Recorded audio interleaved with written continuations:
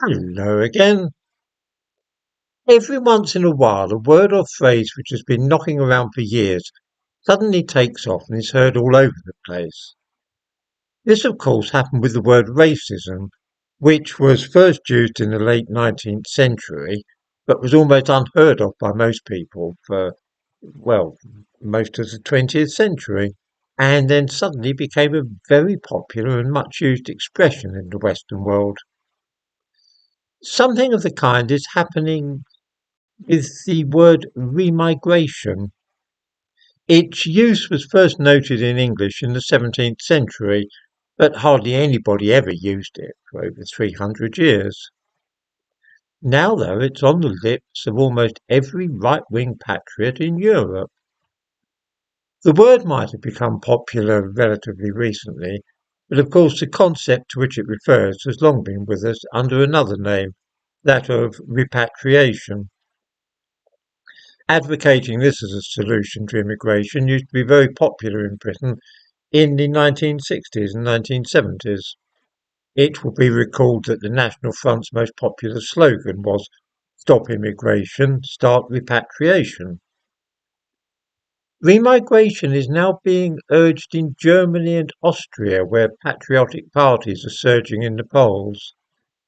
Both Alternative for Deutschland and the Austrian Freedom Party are keen on banners using remigration as a slogan. Remigration simply means, of course, people returning to the countries where they were born.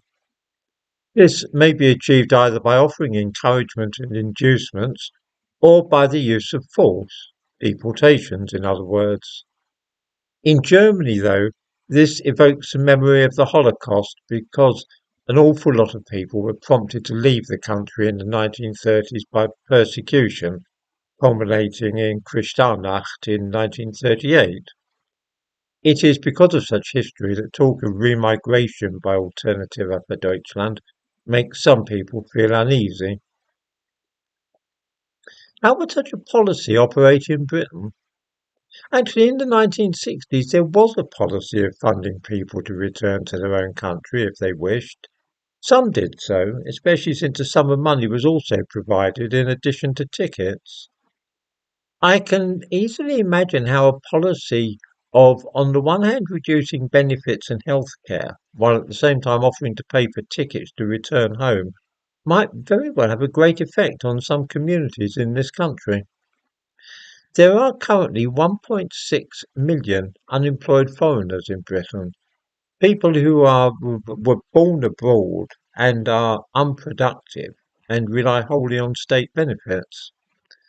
I rather suspect that if those benefits were either withdrawn or greatly reduced, while offering free passage home at the same time, many would be inclined to take it up.